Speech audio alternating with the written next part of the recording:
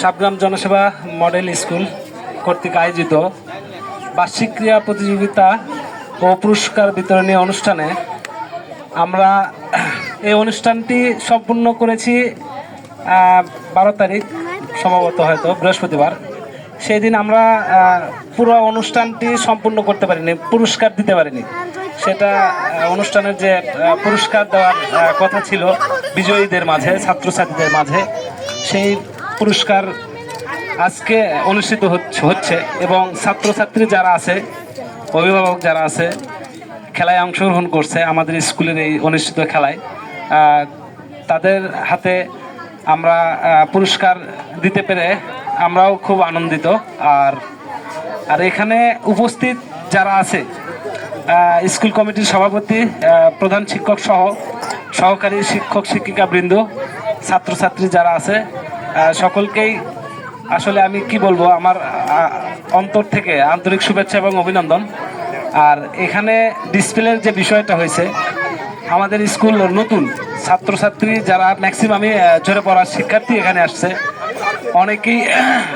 অনেকেই অন্যান্য স্কুল থেকে আসছে। সেখানে কোনো খেলার মাঠ ছিল না, খেলার ব্যবস্থা ছিল না, এরকম আয়োজন ছিল না, তারা অভ্যস্ত না, পিটি প্যারেড বা অ্যাসেম্বলি এরকম হতো না সেই সব স্কুলে।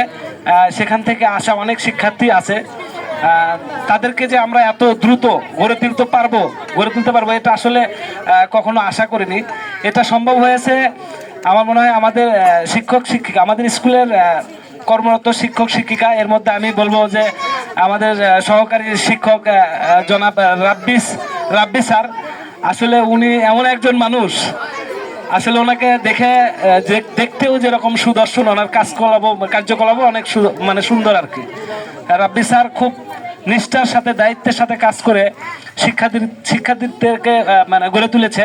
আমি রাব্বি স্যারকে আমি আলাদাভাবে ধন্যবাদ জানাচ্ছি। সেই সাথে সকল শিক্ষক শিক্ষিকা যারা আছে, এই অনুষ্ঠান বাস্তবায়ন করার লক্ষ্যে যারা কাজ করছে, সকল শিক্ষক শিক্ষিকাদেরকে আমি আবারও ধন্যবাদ জানাচ্ছি। আসলে খেলাধুলা প্রয়োজন, বাচ্চাদের এই যে আনন্দের প্রয়োজন আছে, আনন্দ যদি করে, খেলাধুলা করলে শরীর সুস্থ থাকে, মন ভালো থাকে, পড়ালেখায় মন বসে। সকল দিক দিয়ে এখানে যত শিক্ষার্থী আছে যারা এখানে স্কুলে লেখাপড়া করতেছে, এরা যে সবাই যে জজ, ব্যারিস্টার, সাংবাদিক এরকম কিছু হবে এরকম কিন্তু না, অনেকেই খেলোয়াড়ও হতে পারে। এটা প্রত্যেকটা স্কুলে আয়োজন করা উচিত আমি মনে করি। আমরা সেই ধারাবাহিকতায় এটার আয়োজন করেছি এবং করব প্রত্যেক বছরে। এখান থেকে কেউ খেলোয়াড় হবে, কেউ ডাক্তার হবে, কেউ ইঞ্জিনিয়ার হবে, এখান থেকে অনেকেই অভিনেত্রী হবে, অনেকেই সঙ্গীত শিল্পী হবে, নৃত্যশিল্পী হবে। সকল একটা মানুষের জীবনে যতগুলো কাজ কর্ম আছে সবগুলো আসলে শিক্ষা প্রতিষ্ঠানে থাকা উচিত। সেই এর ভিত্তিতেই আমরা এটা করে যাব ইনশাল্লাহ। সামনেবার এবার আমরা যেভাবেই করেছি এর চেয়ে আরো উন্নত এবং ভালো করার চেষ্টা করব সামনেবার। আরেকটা বিষয় আসলে না বললেই নয়, বাচ্চারা, শিক্ষার্থীরা, তোমরা যারা পুরস্কার হয়তো এবার পেয়েছো, অনেক আনন্দ লাগতেছে। আর যারা পাওনি তারা একটু মন খারাপ করছে। আমি তাদেরকে বলবো, মন খারাপের কিছু নেই, না পারাটা একটা সফলতা। না পারার থেকে মনের ভিতরে একটা জেদ জন্ম নেয়, আমাকে পারতেই হবে। তো তোমরা এরকম একটা জেদ নিবা, সামনেবার যেন তোমরা বিজয়ী হও, আমি তোমাদের কাছে এই প্রত্যাশা করি। আর বেশি কিছু বলবো না, ভালো থাকবা। সকলের সুস্বাস্থ্য এবং দীর্ঘায়ু কামনা করে আমি আমার কথা বলা শেষ করছি। আসসালামু আলাইকুম।